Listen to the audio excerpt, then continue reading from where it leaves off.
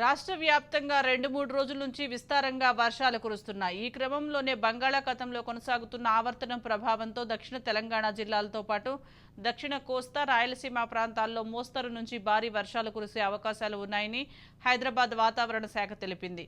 అదేవిధంగా బంగాళాఖాతంలో సోమవారం ఏర్పడే అల్పపీడనం ప్రభావంతో 26 వరకు అంటే మరో 3 రోజుల పాటు తెలంగాణలోని కొన్ని జిల్లాల్లో ఉరుములు, మెరుపులతో భారీ వర్షాలు కురిసే అవకాశం ఉంది. ఈ క్రమంలోనే ఆయా జిల్లాలకు ఐఎండీ అధికారులు హెచ్చరికలు జారీ చేశారు.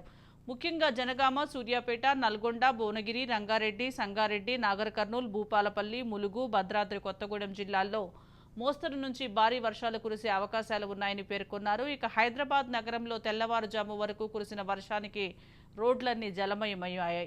దీంతో వాహనదారులు ట్రాఫిక్ జామ్తో తీవ్ర ఇక్కట్లు పడ్డారు.